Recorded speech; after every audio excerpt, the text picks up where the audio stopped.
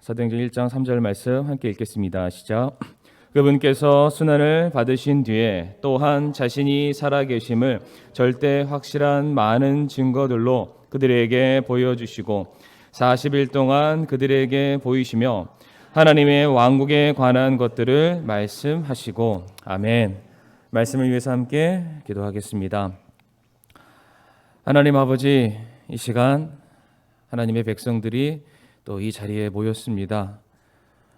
마땅히 또 찬양과 영광과 존귀를 받으셔야 될 우리가 아버지 하나님을 향하여서 우리가 드릴 수 있는 가장 값진 귀한 예배를 드리고자 합니다.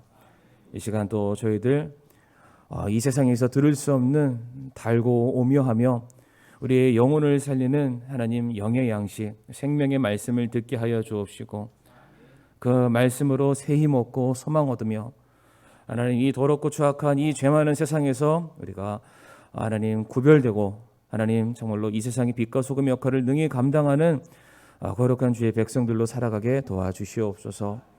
우리 사랑하는 성도님들과 함께 이 시간 하나님의 말씀을 나누고자 합니다. 복되고 귀한 은혜의 시간 될 수 있도록 인도하여 주시옵소서.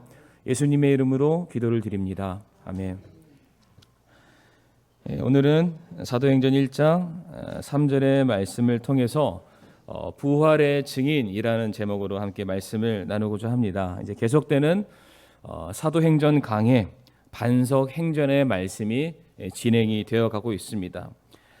우리가 사도행전 1장 1절의 말씀을 나누게 되었을 때에 거기에서 중심 인물은 데오빌로였고요. 그리고 지난 시간에 나눴던 2절의 말씀의 중심 인물은 바로 사도들이었습니다.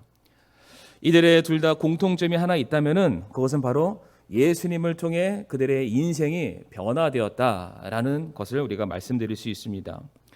데오빌로의 경우에는 로마의 고위 간부의 직책을 그가 맡은 사람이었지만 그가 예수님을 만나게 됨으로 말미암아 이제는 로마 황제 카이사르가 아닌 예수님을 왕으로 모시고 섬기는 성도의 삶으로 변화가 되었습니다. 또한 사도들은 어떠했습니까? 별 볼 일 없는 평범한 사람들이었지만은 예수님의 부르심과 택하심을 통해서 이제 예수님의 사역을 배우게 되었고 이제 예수님의 삶을 대신하는 주의 종으로서의 삶을 그들이 감당하게 되었습니다. 어떻게 이와 같이 사람들이 주님을 만났을 때 그들의 인생이 변화가 될 수 있는 것일까요? 이와 같은 놀라운 변화는 다른 것이 아닙니다. 바로 예수 그리스도의 부활 때문입니다. 성도님들, 부활이 뜻하는 것이 무엇입니까? 이 땅에 사는 모든 사람들이 정복하지 못한 유일한 단 한 가지 죽음, 바로 죄와 사망의 권세를 깨트리시고 다시 일어나는 것이 성경은 그것을 바로 부활이다라고 말씀을 하십니다. 만약에 예수님의 부활이 없었다면 예수님은 그저 선동가에 불과하고 그저 성경에 능한 선생에 지나지 않았을 것입니다. 만약 예수 그리스도의 부활이 없었다면 우리는 예수님께서 전하시는 그 복음에 대해서 지금처럼 목숨 우리가 바쳐 붙들어야 될 이유는 아마 전혀 없을 것입니다. 아무리 예수님께서 메시아이시고 하나님의 아들이시라고 말씀하셨고 그분께서 우리를 위해서 십자가에서 죽음을 당하셨을지라도 그분께서 다시 부활하지 않으셨다면 죄에 대한 싹신 죽음을 이기는 생명의 소망이 결코 우리의 것이 될 수 없다는 것입니다. 하지만 우리가 잘 아는 것처럼 예수님께서는 다시 부활하셨습니다. 죽음의 권세를 깨트리고 다시 일어나셨습니다. 또한 그분의 이름을 믿는 모든 자들에게 영생을 주시기 위해서 다시 살아나셨습니다. 그러하기에 예수님께서는 지금도 우리와 함께 계시며 여전히 그분의 이름을 믿는 모든 자들 가운데 동일하게 역사하시고 여전히 지금도 복음의 능력을 주님께서 우리들에게 베풀어 주고 계십니다. 오늘 설교의 제목이 부활의 증인입니다. 어째서 여기 계시는 저와 성도님들, 구원받은 모든 성도들이 부활의 증인으로 살아가야만 하는 것일까요? 첫 번째로 부활의 증인이 되어야 되는 이유는 다른 것이 아닙니다. 부활은 분명한 사실이기 때문입니다. 이거는 누구도 부인할 수 없는 명백한 사실로서 절대 확실한 증거들로서 우리에게 주어졌기 때문에 우리는 그것을 반드시 증거해야만 하는 사명이 우리에게 주어져 있는 것입니다. 오늘 3절 상반절 말씀 한번 보시길 바랍니다. 자신이 살아계심을 절대 확실한 많은 증거들로 그들에게 보여주셨다라고 말씀하고 있습니다. 죽음으로부터 다시 살아나신 예수 그리스도의 부활은 인류 구원의 약속의 시작이자 더불어 최후의 승리의 상징이다라고 말씀을 드리고 싶습니다. 앞에서도 간단하게 말씀드렸지만 만약 예수 그리스도의 부활이 우리에게 없었다면 우리의 믿음은 헛된 것이 될 것이고 우리가 이토록 평생을 바쳐 드려왔던 모든 예배 역시 무의미한 것으로 치부되고 말 것입니다.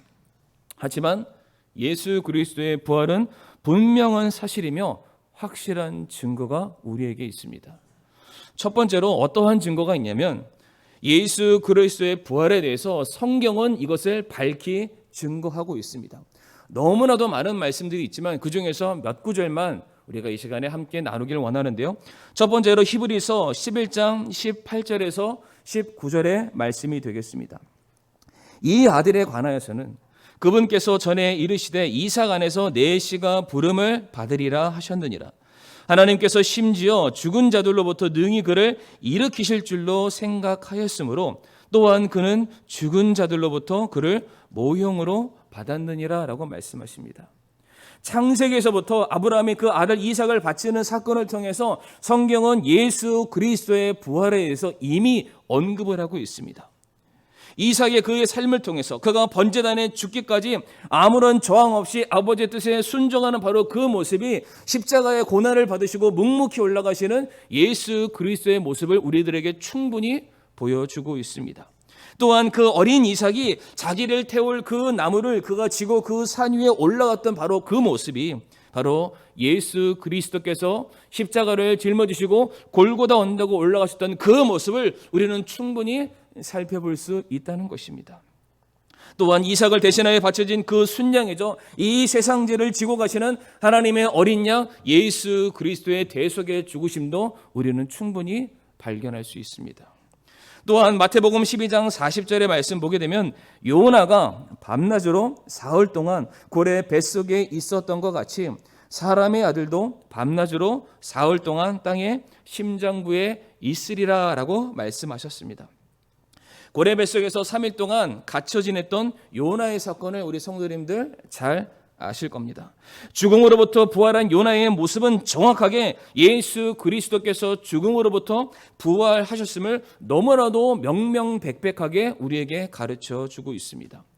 위에 있는 39절 말씀도 보시길 바랍니다. 악하고 음란한 세대가 표적을 구하나 대언자 요나의 표적 외에는 아무 표적도 그 세대에게 주지 아니하셨다. 복음에 대해서 예수 그리스도에 대해서 그분의 권능에 대해서 너희가 알고자 하느냐? 그러나 주님의 부활의 능력 그 이상으로 내가 너희에게 전할 것이 없다. 예수님을 만나서 너희들의 삶에 피로가 채워졌냐? 아픈 것이 나음을 받았냐? 줄인 배가 불러졌냐? 모든 사역들도 참 중요하지만 내가 예수 그리스도가 하나님의 아들 되심을 증거할 수 있는 유일한 사건, 내가 말할 수 있는 단 한 가지가 있다면 그것이 무엇이냐면은 바로 요나의 기적.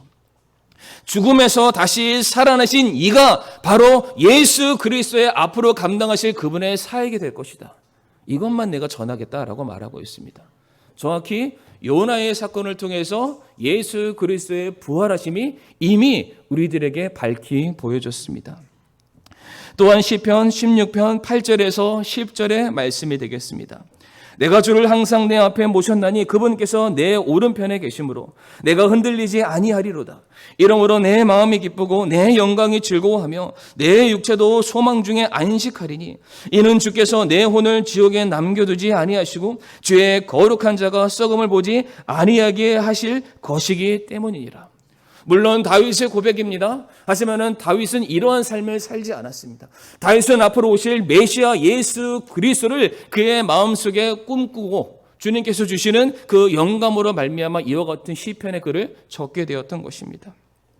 이 말씀도 보게 되면 하나님께서 후에 그리스도를 사망에 내버려 두지 아니하실 것과 그분의 육체가 부패하지 않도록 그 무덤에서 다시 부활하게 되실 것에 대해서 우리들에게 이미 약속으로 말씀을 하셨다라는 것입니다. 제가 딱 세 구절만 인용을 했는데 이보다 더 놀라운 말씀들, 계속돼서 주님의 약속의 말씀들이 계속해서 성취가 되었고 이미 기록되었던 수많은 너무나도 많은 말씀들이 우리에게 증거로 주어져 있습니다. 성도님들, 요한복음 20장 31절의 말씀을 한번 보시길 바랍니다. 요한복음 20장 31절 말씀, 이것들을 기록하면, 성경 말씀이 기록되면 예수님께서 하나님의 아들 그리스도이심을 너희가 믿게 하려 하며 또 믿고 그분의 이름을 통해 생명을 얻게 하려 함이라 라고 말씀을 하십니다. 구약, 신약 할 것 없이 모든 성경이 기록된 이유는 단 하나인데 예수님께서 그리스도 되심을 믿으라는 것입니다. 성경 곳곳에 예수 그리스도께서 이제 저와 성도님들을 위해서 대신해서 십자가의 사역을 담당해 내실 그 사건들을 제발 성경을 통해서 발견하라라고 말하고 있습니다. 여기도 보게 되면은 그분의 이름을 통해서 너희가 생명을 얻게 하려 함이라. 성도님들, 생명을 얻는다 함은 이미 생명이 없는 상태를 말합니다. 죽어 있음을 말하는 겁니다. 죽어 있는 사람에게 생명이 필요한 거잖아요. 마찬가지로 주님께서는 죽음에서 다시 살아나시는 부활의 권능이 그분에게 있기 때문에 이미 죽어 있는 자들, 사망에 있는 자들은 그분을 만나서 다시 살아날 수 있다. 너희들이 성경을 통해서 모든 사건들과 그 이야기들을 통해서 반드시 발견해야 될 것은 예수님이신데 그 예수님 만나서 부자 되고 잘 되고 복 받는 이러한 것이 아니라 우리가 그분으로 말미암아 부활의 소망을 얻을 수 있다. 성경의 수많은 것들이 오직 예수 그리스도 그리고 그분의 부활에 대해서 증거하고 있습니다. 두 번째로 우리가 또한 부활의 증인이 되어야 될 이유가 있습니다. 그것이 무엇입니까? 물론 성경에서도 명명백백하게 우리에게 수많은 증거들을 주고 있지만 그 예수 그리스도의 부활을 경험했던 너무나도 분명한 제자들의 삶의 변화가 있기 때문입니다. 만약 예수 그리스도의 부활이 거짓이었고 그것이 사실이 아니었다면 어떻게 제자들이 예수 그리스도의 부활에 대한 이 소식을 이토록 상세하게 성경 말씀들과 비교해 가면서 어떻게 많은 사람들에게 이 말씀으로 기록해서 남길 수가 있겠습니까? 더욱이 이미 예수님께서 십자가에 못 박히시는 그 형벌의 사건을 그 수많은 제자들이 이미 살펴봤습니다. 예수님께서 다시 부활하셨다. 그분께서 우리의 왕으로 자정하셔서 모든 세상을 다스리실 것이다. 이런 말을 했다가는 제자들도 예수님처럼 똑같이 십자가 위에서 못 박혀 죽임을 당할 것을 이미 그들도 알고 있었습니다. 그러하기에 그들은 쉽사리 말할 수 없었죠. 진실이었음에도 불구하고 쉽사리 말할 수 없는데 만약 그것이 거짓이라면 그들이 어떻게 이것을 말하겠습니까? 말하지 않겠죠. 자기의 목숨을 위해서, 자기의 삶을 위해서. 다시 말해 사실이 아닌 것에 제자들은 그들의 인생과 목숨을 바치지 않았을 것이라는 겁니다. 하지만 우리가 잘 아는 것처럼 부활하신 예수님을 만났던 모든 사람들의 삶에는 분명한 변화가 있습니다. 복음 앞에 기꺼이 자기의 목숨을 내어놓습니다. 부활하신 주님을 만나기 이전에는 조금 흔들리기도 하고 넘어지기도 하고 도망치기도 하고 아닌가 불신 가운데 그들이 두려움 가운데 살았지만은 분명한 것은 부활하신 주님을 그들이 만나고 난 그 이후에는 정말로 이 사람이 그때 그 사람인가 할 정도로 명확하게 변화되는 삶, 주님을 위해서 자신의 모든 삶을 내어 맡기는 놀라운 삶으로 변화되었다. 그것이 지금 우리가 읽고 있는 신약 성경의 모든 말씀들이 되겠습니다. 세 번째로 어떠한 증거가 있습니까? 바로 비어있는 무덤이 예수 그리스도의 부활의 명백한 증거가 되는 것입니다. 당시 예수님께서 부활하심으로 말미암아 무덤이 비어지게 되었습니다. 그러자 이 시간 말씀을 보지 않겠지만 마태복음 28장 11절과 15절의 말씀을 보게 되면 제자들이 예수님의 시신을 훔쳐갔다. 그가 부활한 것은 거짓말이다. 지금 당시 정부들이 그렇게 말하라고 사람들을 가르치고 선동하게 됩니다. 하지만 우리 성도님들 잘 한번 생각해 보시기 바랍니다. 이미 제자들은 예수님께서 십자가 형벌을 받으신 그 광경을 보고서 두려워서 도망쳤습니다. 어떤 이들은 나는 예수의 제자가 아니라고 말했던 그런 사람들도 있었고요. 어떠한 사람들은 예수님의 제자가 아니냐라는 사람의 질문 앞에 예수님을 저주하는 그런 사람들도 있었습니다. 예수님의 그 당하시는 십자가 밑에는 결코 제자들의 모습을 그 누구도 확인할 수 없었다라는 것입니다. 그런데 어떻게 그들이 그 로마 병사의 그 삼엄한 경비를 뚫고서 어떻게 그 예수님의 그 시신을 가져올 수 있었겠습니까? 아니 반대로 지금 제자들의 입장이 아니라 어떤 사람들은 이렇게 말하기도 합니다. 예수님께서 십자가 위에서 죽으신 것이 아니라 기절했다. 그렇기 때문에 그분이 다시 정신을 차려서 나왔다라고 말하는 사람도 있습니다. 이게 상식적으로 말이 안 되는 것이 극심한 고통을 받은 그 사람이 기절했다가 간신히 의식을 찾았다고 치더라도 결박당한 그 세마포 옷이 마치 그 몸만 쓱 빠지듯이 그것이 남아있을 수가 없습니다.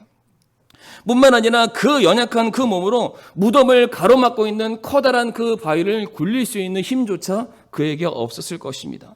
또한 무덤을 지키고 있는 로마 병사들의 그 삼엄한 경비를 뚫을 수 있는 것은 또한 전혀 불가능한 일이고, 또한 만신창이가 된 그 몸으로 그들이 만약 제자들을 찾아갔다. 영광 중에 부활하신 모습으로 제자들 앞에 나타나신 주님의 모습이 아니라 만신창이 그분의 사역의 실패의 모습으로 만약 제자들 앞에 나타났다면 어떻게 제자들이 그분이 부활하셨다라는 그 확신을 가지고 그분을 대신해서 자기의 목숨을 바치는 그러한 삶을 살아갈 수 있었겠습니까? 전혀 그렇게 하지 못할 것입니다. 네 번째로 어떠한 증거가 있습니까? 예수님께서는 십자가 형벌을 통해서 완전한 죽으심을 로마 병사들이 우리들에게 확인을 시켜주고 있습니다. 요한복음 19장 33절의 말씀을 보게 되면 예수님께 이르러서는 그분께서 이미 죽은 것을 보고, 여기서 그분께서 이미 죽은 것을 봤다라고 말합니다. 그분의 다리를 꺾지 아니하니라 라고 되어 있습니다. 이미 로마 병사들을 통해서 예수님의 죽으심이 이미 확인이 되어 있는 상태였습니다. 원래 십자가형은 당시에 가장 잔혹한 형벌이라고 합니다. 그 이유 중에 하나가 무엇이냐면은 그 형벌 자체도 굉장히 고통스러운 거지만은 그 형벌 자체가 단시간에 끝나는 것이 아니라 최장 2일에서 3일까지 계속해서 진행되는 것이 십자가 형벌이라고 합니다. 가시체를 맞기도 하시고 창에 찔리기도 하시고 모든 그 고통 속에서 이틀 3일을 보내야만 죽는 형벌이 십자가 형벌이었는데, 예수님께서는 단 6시간 만에 그 십자가 위에서 죽임을 당하시게 되었습니다. 바로 그 모습을 로마 병사들이 보았기에 이 범죄자의 그 생명을 단시간에 끊기 위해서 다리를 결고 그 뼈를 부러뜨릴 이유가 없다라고 말했다는 것입니다. 이와 같은 많은 사실들이 반드시 예수 그리스도께서 부활하셨다, 그분께서 죽음의 권세를 깨트리시고 다시 일어나 말씀 그대로 우리들에게 부활의 소망을 주시기 위해서 다시 일어나셨음을 우리들에게 밝히 보여주고 있습니다.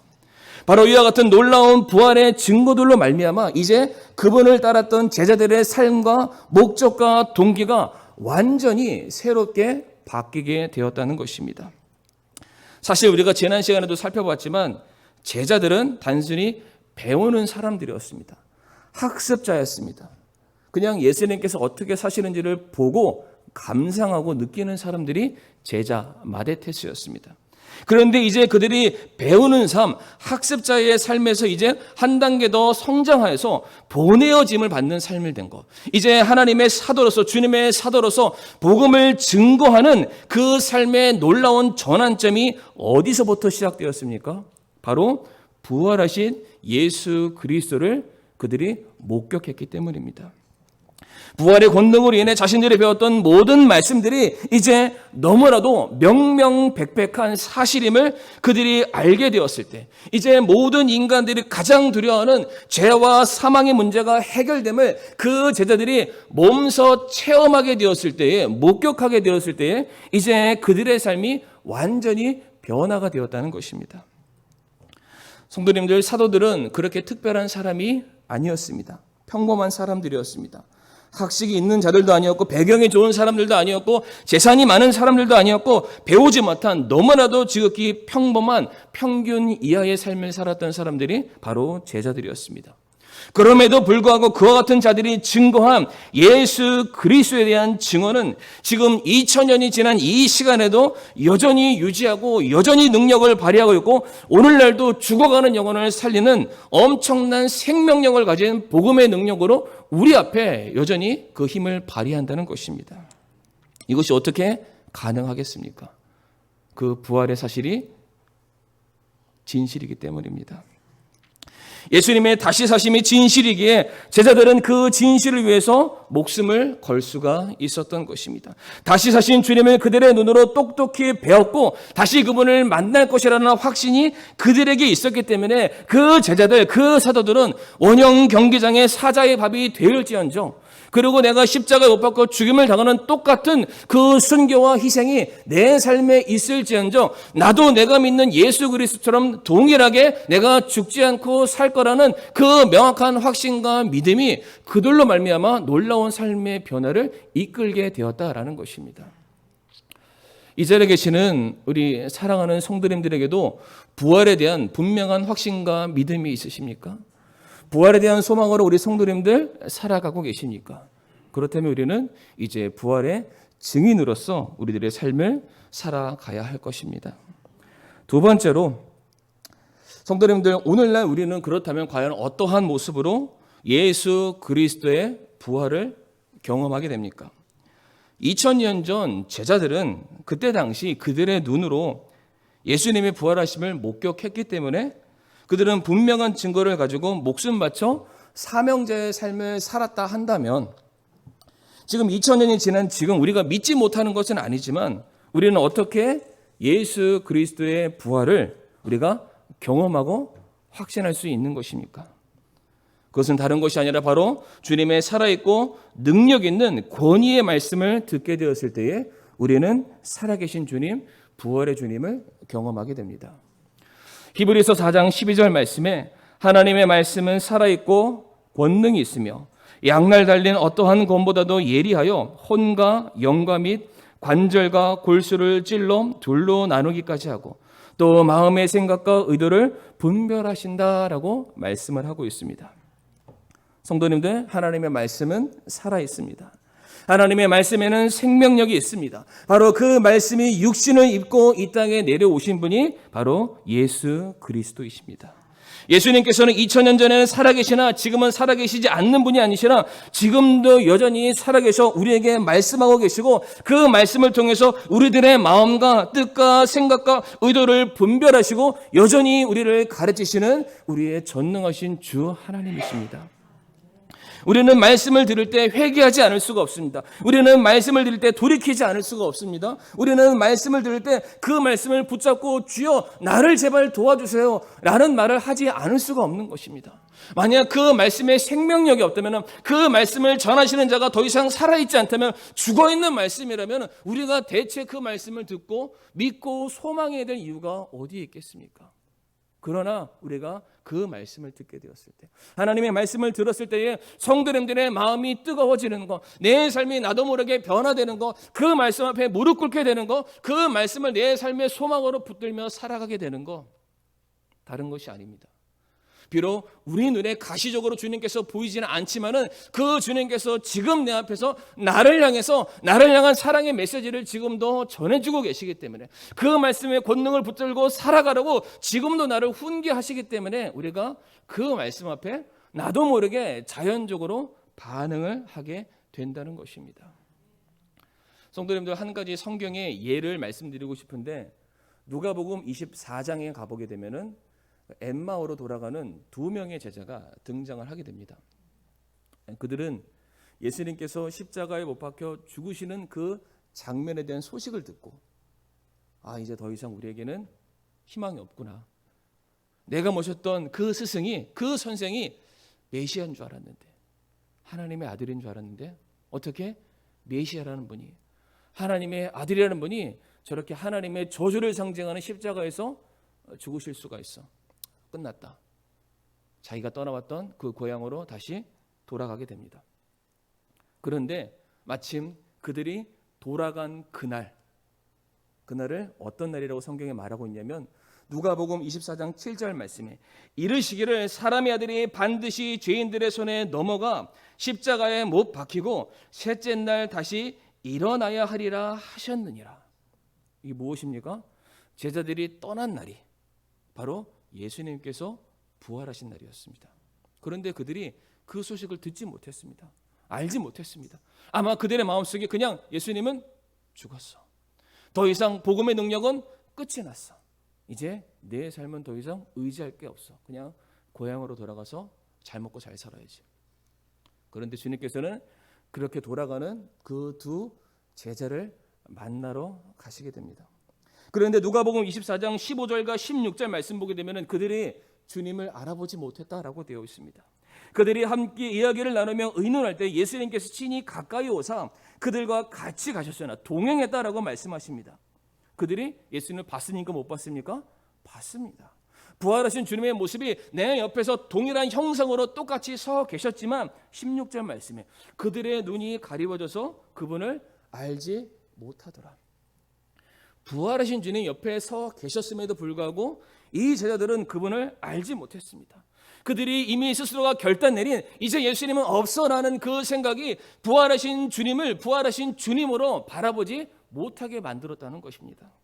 그랬더니 예수님께서 그들을 향해서 누가복음 24장 17절부터 31절까지 말씀 보게 되면 이제 차근차근히 그들에게 말씀을 가르쳐 주시게 됩니다. 모세와 모든 대언자들의 글들을 통해서 모든 성경의 기록들이 나를 위한 말씀이다. 나를 믿음으로 말미암아 너희가 살게 될 것이다.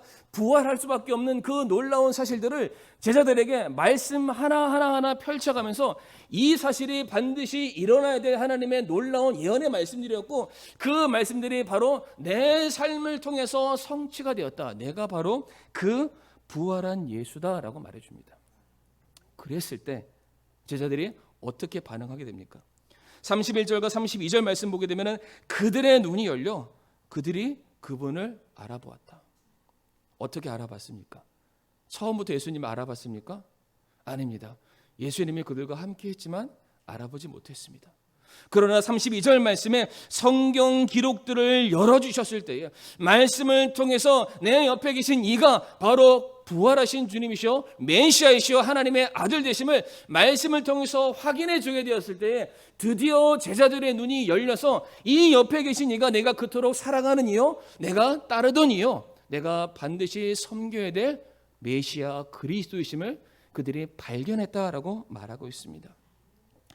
그들이 말씀을 들었을 때에 온갖 편견과 고집들이 모든 것들이 무너지게 되었고 바로 그들이 말씀을 듣게 되었을 때 그들이 보지 못했던 예수님을 보게 되었고 그들이 말씀을 듣게 됨으로 말미암아 그들이 소망 없던 두려움에 빠졌던 그들의 인생이 다시 확신과 담대함을 가지고 그들이 떠나왔던 예루살렘을 향해서 다시 돌아가 예수는 그리스도시고 살아계신 하나님의 아들이시며 그분이 죄와 사망의 권세를 깨뜨리시고 다시 일어나셨다. 그분은 왕이시다. 우리가 그분을 섬겨야 된다.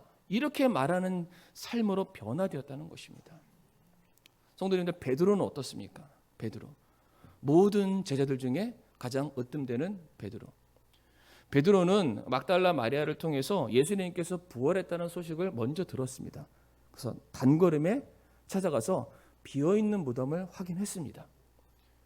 그리고 예수님께서 제자들 가운데 찾아와서 자신의 부활하심을 확증시키는 그 장소에도 베드로가 있었습니다. 그런데 성도님들 혹시 그거 아십니까? 나중에 예수님께서 베드로를 어디서 만나셨죠? 기억 안 나시나요? 다시 배 위에서 물고기를 잡고 있는 베드로를 찾아가셨습니다. 베드로가 부활하신 주님을 만났나요? 못 만났나요? 만났죠. 그럼에도 불구하고 그의 삶에는 여전히 소망이 없었습니다. 그런데 다시 예수님께서 베드로를 찾아가서 네가 나를 사랑하느냐? 네가 나를 사랑하느냐? 네가 나를 사랑하느냐? 말씀으로 그를 용서해 주시고 말씀을 통해서 그에게 다시금 사명을 불러 넣어주시게 되었을 때 드디어 베드로는 부활하신 주님을 증거하는 증인의 삶, 사도의 삶을 감당하게 되었습니다. 2000년 전에 그 수많은 사람들이 예수님의 부활을 목격했지만 그들이 그 주님을 부활의 주님으로 인식하기 위해서 무엇이 필요했습니까? 말씀이 필요했습니다. 말씀을 통해서 그분이 나의 구주임을 확인했고 말씀을 통해서 반드시 이가 살아날 수밖에 없었구나. 이거를 확인하게 됐다는 것입니다. 우리가 2000년 전에 살지 않았기 때문에 예수님을 못 만나는 것입니까? 그렇지 않습니다. 여전히 주님께서는 말씀을 통해서 우리에게 가르쳐 주십니다. 여전히 내가 살아있고 너희와 함께하고 있고 이 말씀에는 능력이 있어서 사람의 영혼을 새롭게 바꿔주는, 사람을 새로운 창조물로 변하게 되게 하는 그런 놀라운 권능이 지금도 너희와 함께하고 있다 말씀하고 계십니다. 다시 오늘 본문 말씀으로 돌아올 텐데요, 이제 말씀이 마무리하겠습니다. 오늘 본문 1장 3절 말씀 보게 되면 예수님께서 뭐라고 말씀하십니까? 예수님께서 부활하시고 난 이후 40일간 제자들과 함께 있으셨습니다. 그런데 그때 예수님께서 한 일은 단 하나였습니다. 자신이 살아계심을 절대 확실한 많은 증거들로 그들에게 보여주시고 40일 동안 그들에게 보이시고, 만약 예수님이 자신의 부활에 대해서만 그냥 가시적인 것으로 보여지는 것으로 사람들에게 입증하려 했다면 부활하신 주님은 그 어떠한 것도 한계가 없습니다. 왜냐하면 제자들을 만나기 위해서 벽도 통과하신 분이시니까요. 그러니까 동시다발적으로 많은 사람들에게 짠, 나 왔어 이렇게 얘기하면 끝입니다. 단 하루, 단 1시간이면 충분할 수 있는 일입니다. 그럼에도 불구하고 예수님께서 40일이 필요했다라고 말씀하십니다. 그 이유가 무엇이겠습니까? 예수님께서 부활하시고 난 이후 성경 말씀을 찾아보니까 10명의 사람들을 만나게 되십니다. 그런데 10명의 사람들 한결같이 예수님께서 그들을 만나서 하셨던 일이 무엇이냐면은 자신의 부활을 가르쳐 주셨습니다. 부활에 대한 소식이 이미 일파만파 다 퍼졌고 부활하신 주님을 만난 수많은 사람들이 있었지만 아직 부활의 주님에 대해서 그분을 만나고 그분을 통해서 말씀을 듣지 못했던 사람들은 여전히 그 일에 대해서 의심하고 있었다는 것이죠. 그래서 주님께서 그들을 찾아가서 일일이 가르쳐 주시고 말씀해 주시게 됩니다. 그로 말미암아 처음 예수님께서 십자가에서 죽임을 당하시고 그들 곁을 떠났다는 사실 앞에 도망쳤던 수많은 사람들이 이제 예수님께서 40일 동안 그 부활의 목적, 다시 십자가의 부활의 증인으로 너희들이 세계 선교의 사명을 감당해야 돼, 하나님의 나라를 증거해야 될 사람이라는 그 가르침을 부활을 통해서 주님께서 그들에게 확인시켜 주셨을 때 다시 예수님이 그들 곁을 떠났지만 이제 제자들은 두려워하지 않습니다. 자기 고향으로 떠나지 않았습니다. 이제 예수님처럼 동일하게 십자가를 짊어지고 순교를 그들이 기꺼이 감내하는 놀라운 삶, 바로 부활의 증인이 되었다는 것입니다.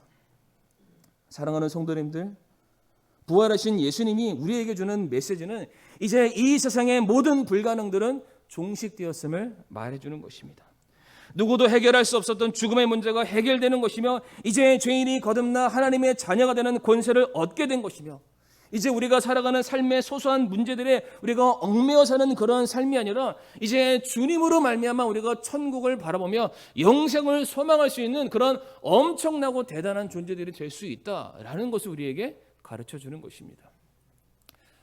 우리가 벌써 1년이라는 그 긴 시간 동안 우리가 코로나 때문에 참 힘든 시간, 우리가 그 언제도 경험해 보지 못했던 그런 시간들을 보내고 있습니다. 제가 한 설문조사를 보게 됐는데 이 코로나 때문에 우리 전 국민의 75%가 두려움과 죽음의 공포를 경험했다고 합니다. 나도 모르게 감염이 될 수 있고 감염이 되고 나면은 혹시 내가 죽지 않을까, 그들이 두려움을 굉장히 많은 사람들이 경험했다. 75%면은 4명 중에 3명이잖아요. 거의 대다수가 그러한 공포를 경험하면서 지난 한 해를 살아왔다고 합니다. 물론 모든 사람들은 한번 태어나면 반드시 죽기 마련이지만 그 죽음이라는 것이 나도 모르게 바로 지금이라는 순간이 될 수 있다는 그 사실이 수많은 사람들로 하여금 공포에 떨게 만들었던 것입니다. 그로 인해서 사람들이 반발적으로 기대하는 것이 무엇입니까? 그 죽음의 공포로부터 그들이 자유함과 해방을 얻기 위해서 사람들이 백신을 맞고 싶어 하는 겁니다. 빨리 주사 맞고 거기서부터 내가 어떠한 영향도 받지 않고 내가 원래 살았던 그러한 삶을 살아가야지. 죽음에 대해서 더 이상 두려워하지 않아도 된다는 안도감을 갖기 위해서 사람들이 하루빨리 백신이 개발되기를 기대하고 있습니다. 그런데 이제 그 백신이 나왔죠. 근데 성도님들 누가 먼저 맞았습니까? 그 백신을. 의료계 종사자들. 그렇죠? 반드시 그 코로나 때문에 감염돼서 고통받고 죽음 가운데 허덕이는 그 사람들을 고치고 살리는 그 일을 위해서 가장 선봉에 서 있는 바로 그 사람들이 먼저 주사를 맞게 되었습니다. 마찬가지로 이 자리에 계시는 저와 성도님들, 우리는 예수 그리스도께서 이미 우리에게 방금 전에 예화를 통해 굳이 설명드리면 우리는 부활의 백신을 맞은 사람들입니다. 더 이상 죄와 사망의 권세가 우리를 해할 수 없습니다. 우리 성도님들에게는 분명히 예수 그리스도의 부활하심에 대한 분명한 증거, 그 산 체험이 우리 안에 이미 자리 잡고 있다는 것입니다. 그로 말미암아 우리가 해야 될 일이 무엇입니까? 이 죄의 바이러스로 감염되어 죽어가는 그 불쌍한 영혼들에게 너무나도 강력한 살 수 있는 부활의 백신 되시는 바로 예수 그리스도를 증거하는 삶이 우리에게 주어진 사명입니다. 고린도후서 4장 10절과 11절 말씀에 우리가 항상 주 예수님의 죽으심을 몸에 짊어짐은 예수님의 생명 또한 우리 몸에 나타내게 하려 함이라. 살아있는 우리가 예수님으로 인하여 항상 죽음에 넘겨짐은 예수님의 생명 또한 우리의 죽을 육체 안에 나타내게 하려 함이라 라고 말씀하십니다. 이제 구원받은 성도의 삶을 통해서 증거되어야 될 것이 무엇입니까? 예수님의 생명, 예수님께서 죽음의 권세를 깨뜨리시는 그 부활의 권능과 소망이 나타내져야 하는 것입니다. 썩어져가는 이 세상을 붙들고 가는 그 인생들을 향해서 너희가 주님을 만나게 되었을 때에 죄사함 받고 영생함을 얻음으로 말미암아 이제 부활의 놀라운 축복이 너희들의 삶에 더해지게 될 것이다. 모든 것을 다시 새롭게 시작하는 능력의 주 부활의 주님이 이제 이 자리에 계시는 모든 구원받은 성도님들과 함께 동행하고 계십니다. 그 주님께서는 바로 자신의 그 능력이 복음의 놀라운 소망이 수많은 사람들에게 증거되기를 무엇보다 간절히 바라고 소망하고 계십니다. 바로 그 부활의 증인으로서 살아가기 위해서 정말로 우리가 지금까지 살았던 모든 옛 습관에서 다시 벗어나 정말로 내 안에 살아계시는 주님을 우리가 담대하게 이 세상에 밝히 증거할 수 있는 저와 성도님들이 되기를 원합니다. 이 시간 함께 머리 숙여 우리가 기도하겠습니다.